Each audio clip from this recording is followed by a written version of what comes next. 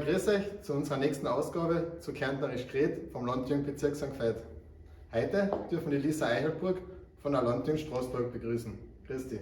Grüß dich. Also eine Maulaufkirche, das ist eine Person, die lieben tut. Zum Beispiel zu Kindern sagt man öfters einmal, du bist aber eine Maulaufkirche, wenn sie irgendeine Liegengeschichten erzählt oder so. Das ist eigentlich noch ein relativ häufiges Wort bei uns im Burgtal.